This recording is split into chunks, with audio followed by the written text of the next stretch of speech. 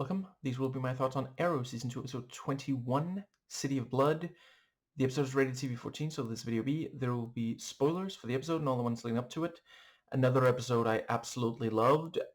No deleted scenes on the Blu-ray, so yeah, I really appreciate the way they are using the army, the Miracle Army, some really incredible tension in the base area, as well as the tease at the very end, as a substantial chunk of army, that looked like at least a dozen people walking across, and various places are being taken over. There's one at the police station, there's one at the train station. Like, they really are, yeah, taking over some of the most important critical points. With the train station, they can keep people from leaving or coming in through there, at least.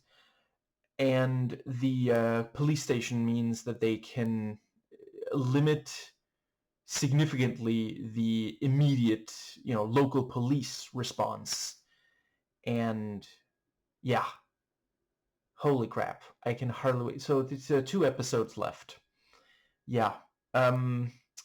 Let's see. So I also really appreciated the fact that I think it's like the first half of the episode, Oliver is not shown at all. That is very daring. We expect him to appear sooner than that, but it really hammers home how hard this hit him. It doesn't even cut away to, like, they could do like a close-up to just tell the audience, don't worry, he's alive, he will be in the episode, without showing us the second layer. But yeah, we don't see him until the rest of Team Arrow does. What's left of it, I mean, at this point. And I really appreciate the way this episode genuinely followed up on the death of Moira, because it is a really big deal. And yeah, we have the funeral and, the one empty seat. I don't have an awful lot to say about the funeral itself. I did appreciate Felicity. She continues to be one of the highlights of the show. Yeah, talking about, I don't know why I'm crying. I didn't even like her. I mean, she was diabolical. Yeah. And and Dig pointing out, it's Oliver you're crying over. And Isabel shows up and says,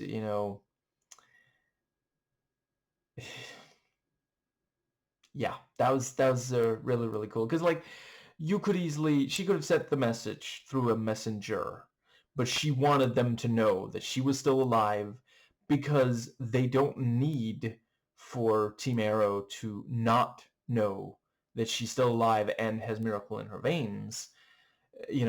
So yeah. I think that, right, this was another episode without the, it has a previously on, but it did not have a, the traditional intro where he talks about the 5 years of hell on the island. And I think the next thing might have been the first of the flashbacks. So yeah, they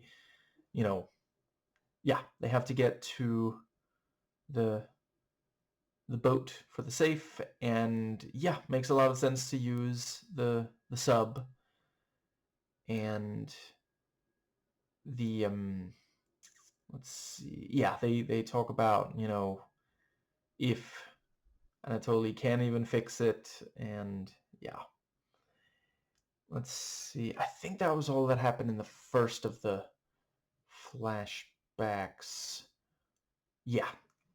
So the they confirm, they are almost out of Tibetan snake venom, but this is,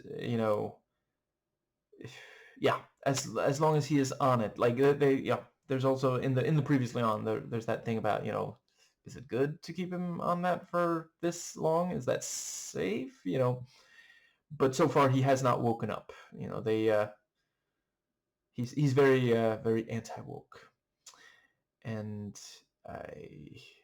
yeah,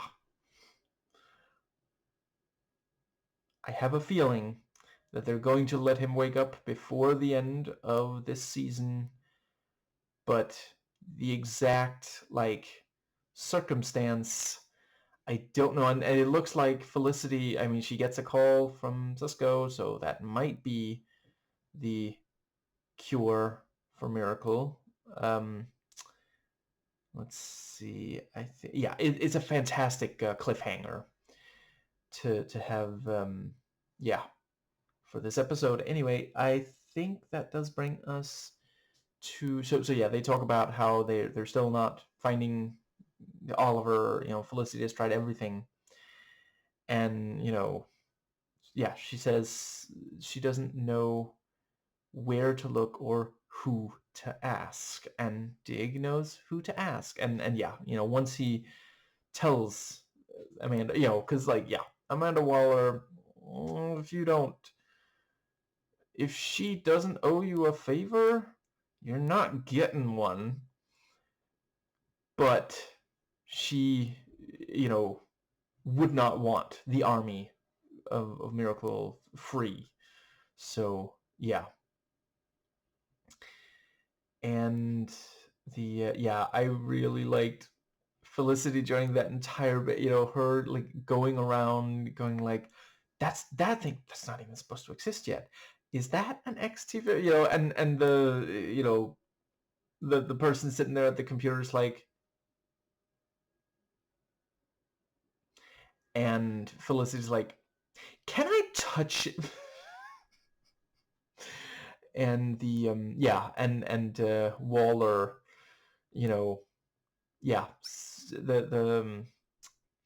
yeah, she's not super happy about Felicity being there, and then Felicity goes and puts her foot in her mouth, as she does, or as always, adorkable. And you must feel very powerful. I mean, not like Stalin.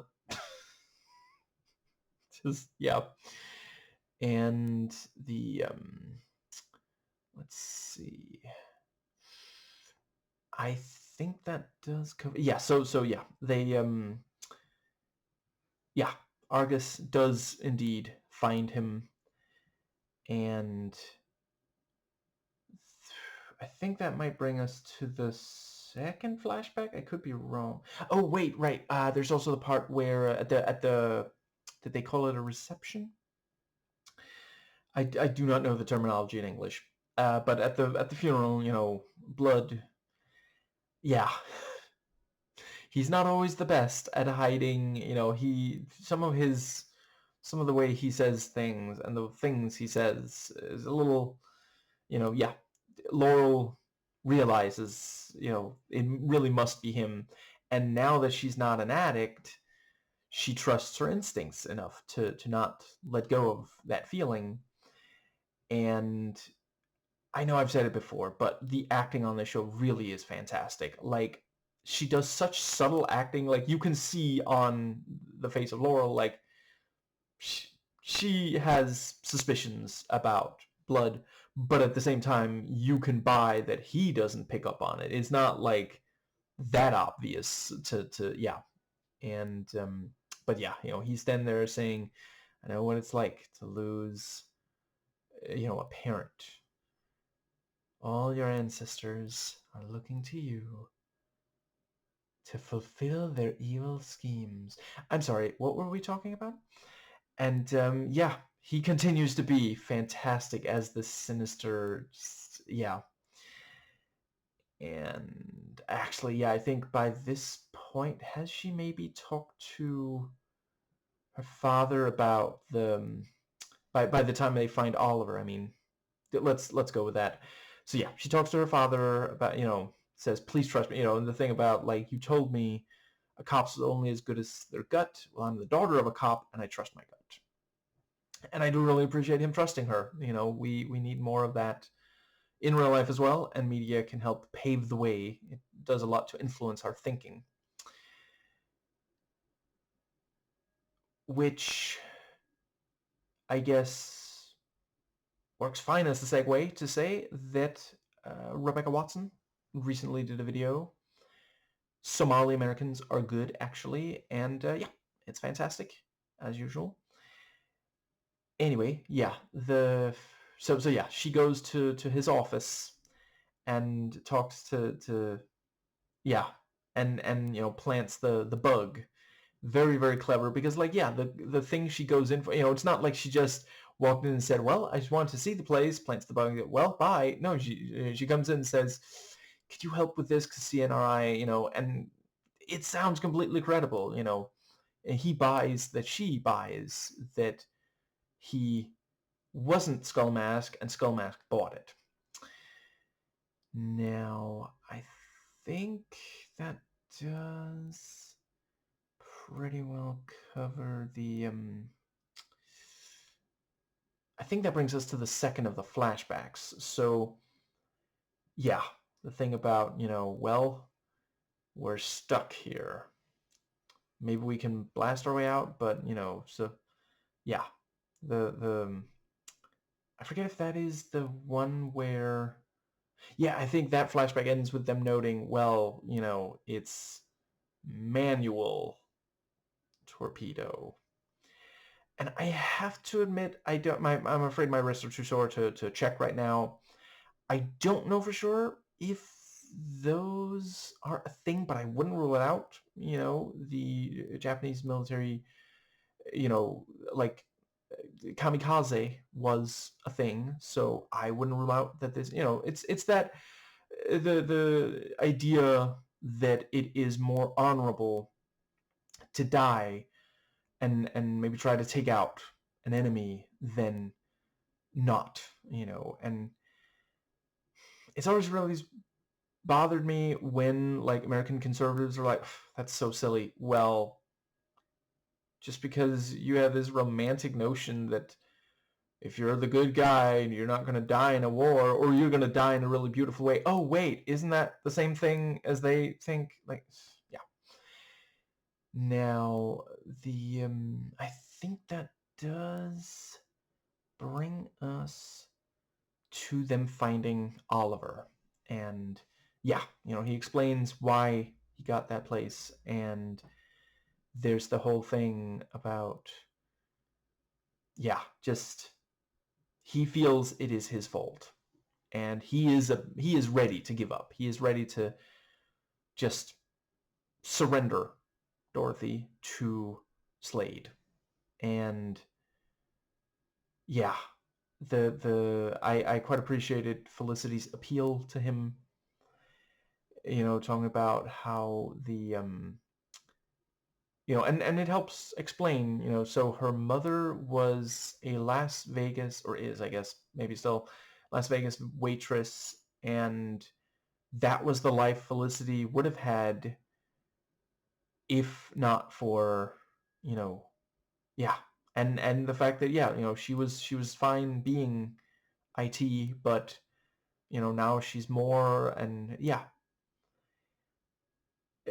I've said it recently, I think it's really great when you can show in a piece of comic book media that is about a hero or at times anti-hero, if you can have like how they have had a positive impact on other people, and it is also especially important right here because like it's very important that no one in the audience is sitting back crossed arms tapping their foot like, I mean, it is Oliver's fault. We need to be on his side. It needs to, and it's important that, it's important for her character that she really fights to keep him, and it's important for his character to hear that. And yeah, I think that brings us to Thea in the, oh, right, yeah. Okay, so I changed my mind a second time. I do think I am going to briefly quote. So Isabel at the funeral saying, it was something along the lines of, if he knows what's good for him, he went back to hide on the island. Like, oh, just, she's so deliciously evil. I gotta say, it's not the Summer Glau I'm most used to seeing, but I have seen her portray evil before, and she's so freaking good at it. Just like, yeah. Anyway, but yeah. So he goes and talks. Oh wait, yeah. I think doesn't Thea? Yeah. Thea talks to at the club. Isabel shows up, and I like yeah. Isabel introduces herself and reaches out to shake Thea's hand, and she's like, "I know who you are, and I'm not shaking your hand." And yeah, you know, she makes a very smooth transition from "I'm sorry for your loss" to "get out."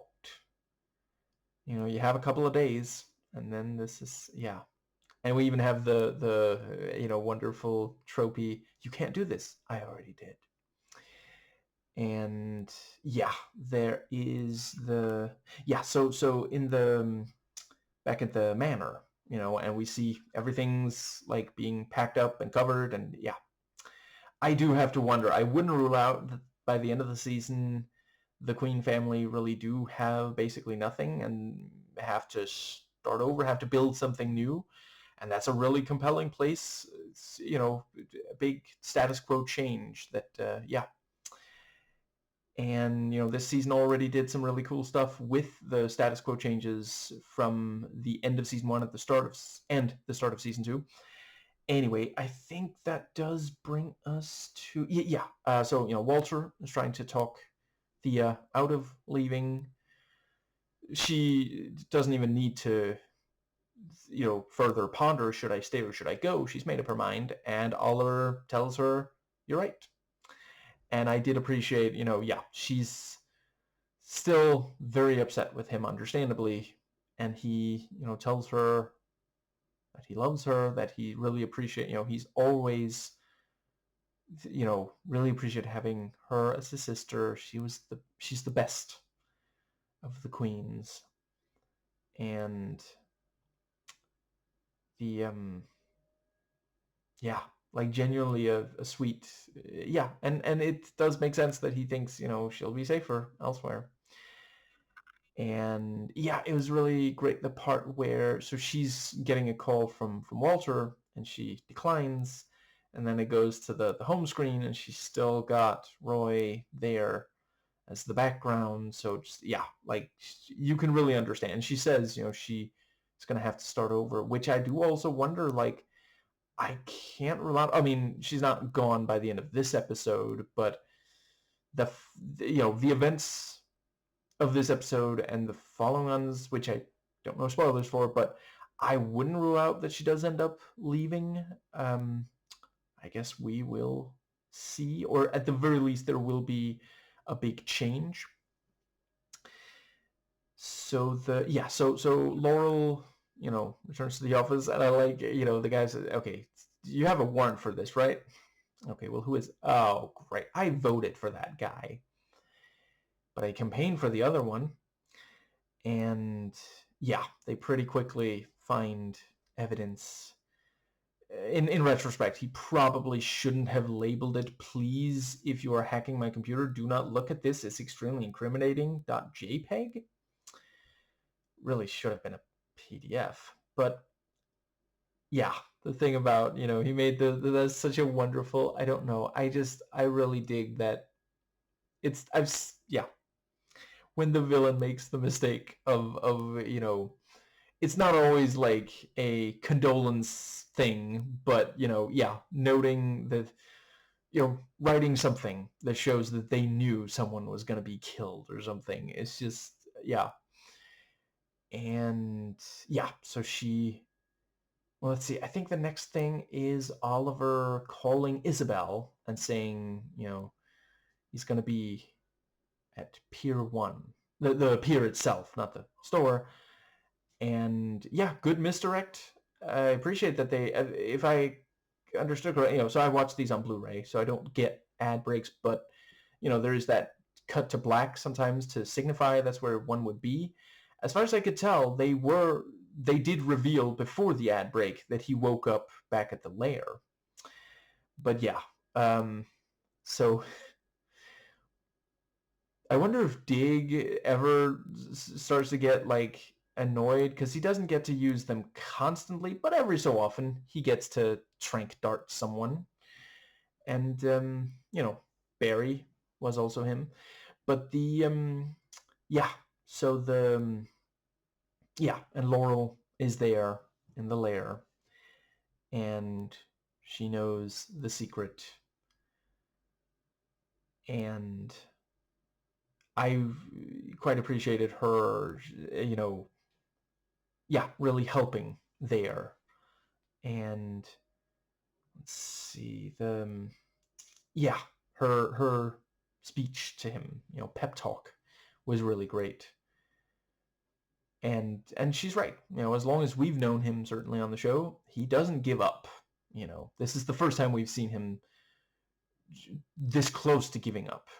And yeah, sometimes it can really, that is one thing I do agree with the Blood on. It is a major thing to lose a parent.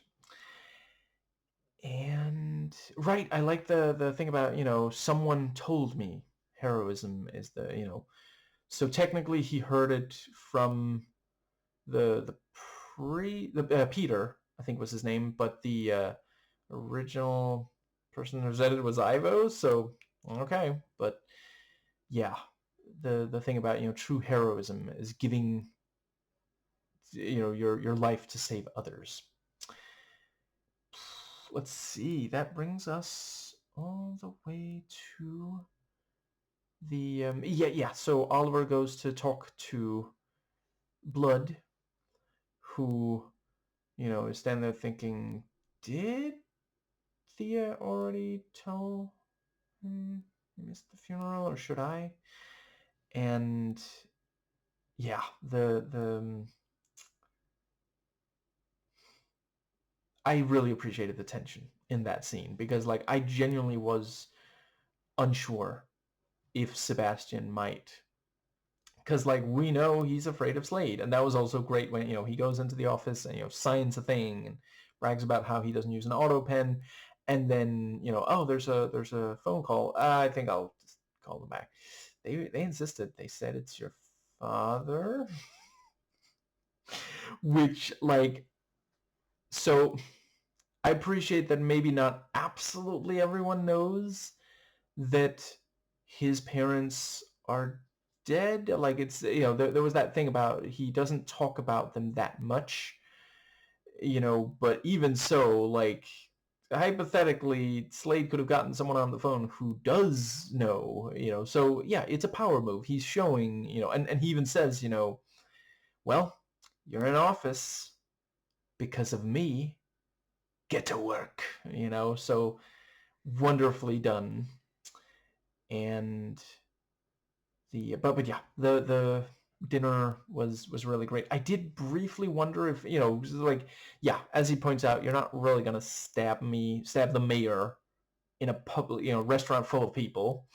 I thought maybe he had like a bug or something, but then he did say because I'm the arrow, so that makes it extremely unlikely unless he's gonna like hand an edited version, I guess, to someone. But yeah, very very clever with yeah, and he appeals to him because he says, I believe, you know, there's the thing about how Slade doesn't deliver on his promise. He's not going to give you what he said. And he says, well, he promised me I'd be mayor. He delivers on his promises. He made a promise to you too, didn't he? Just yeah, fantastic. Because like I do, you know, we the audience know that he is something of a villain in his own right, but it does seem like I wouldn't rule out that by the end of the season, maybe this was like just planting the idea. By the end of the season, he might, and I appreciate it's possible that he's now buried under rubble, but I'm not 100% convinced yet. We'll see.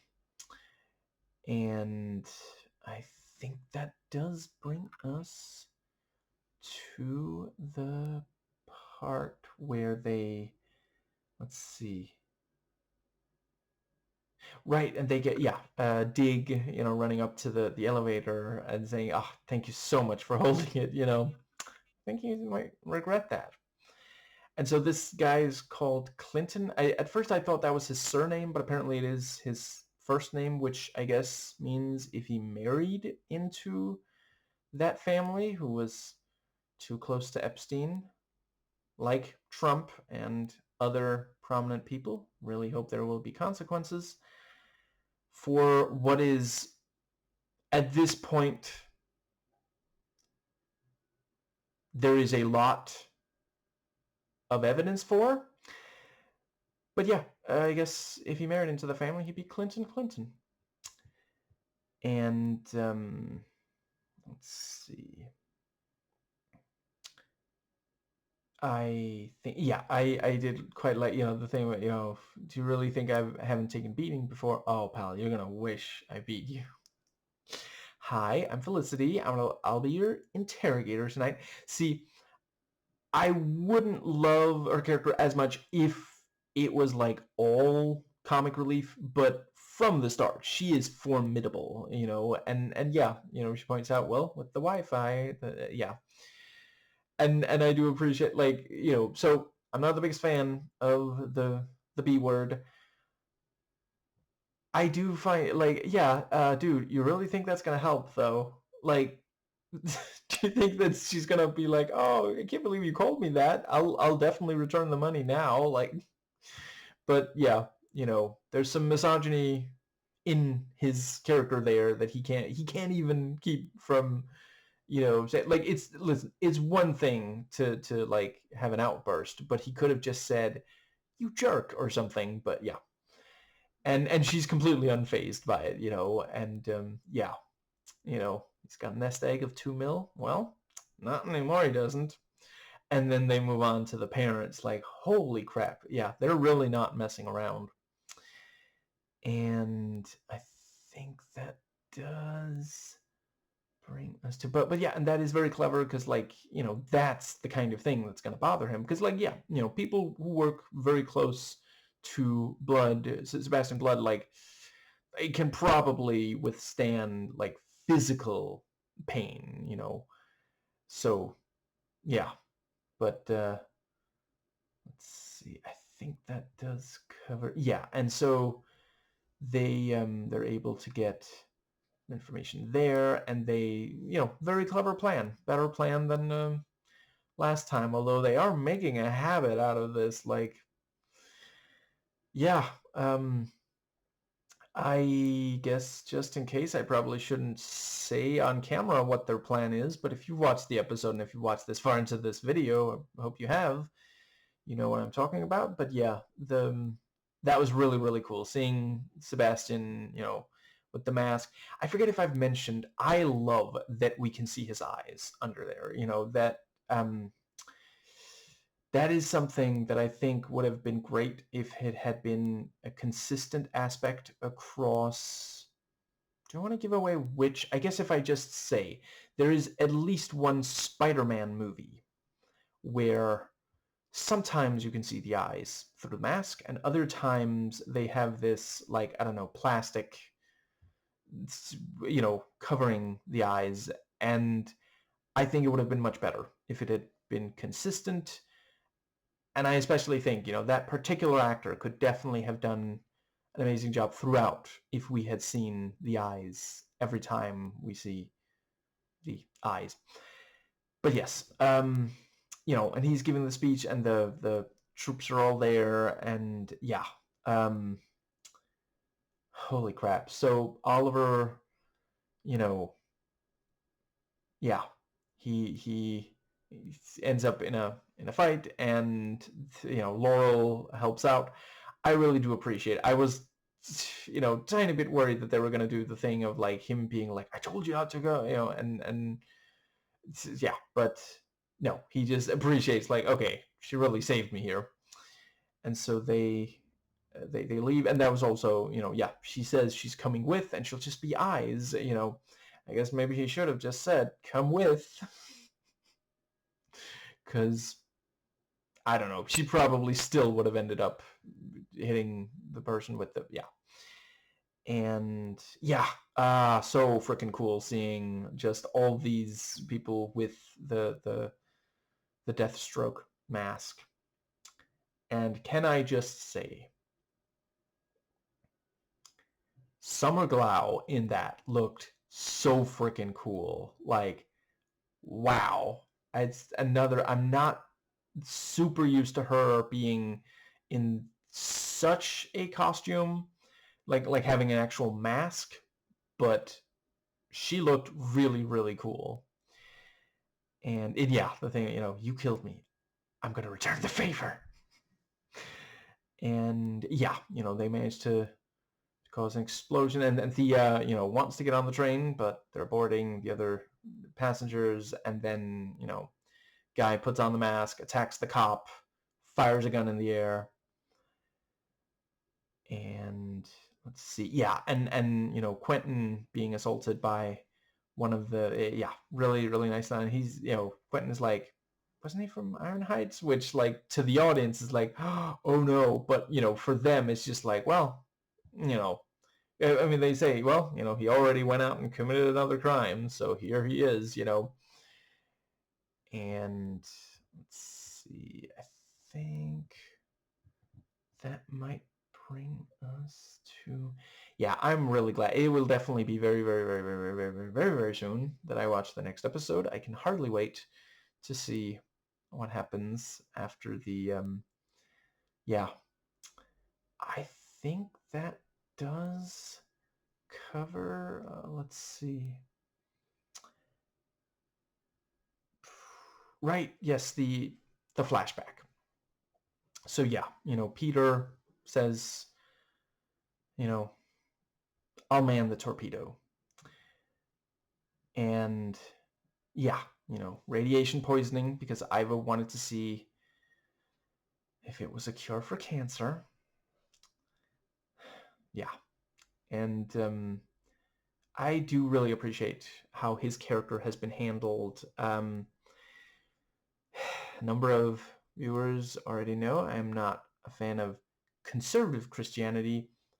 I do think there are some wonderful things about Christianity that is not, like, terribly conservative, at least. And I think they've done a really good job showing that through this character. I think that pretty much covers... Yeah, very, very cool when we see it fired and, it does blow them free, and they, yeah, Oliver puts in the effort and manages to get the sub free. So yeah, they're going to be able to get to, so yeah, I figure by the end of the, so there, yeah, 2 more episodes. By the end of the second of them, I figure we're going to have the arrow in Slade's eye and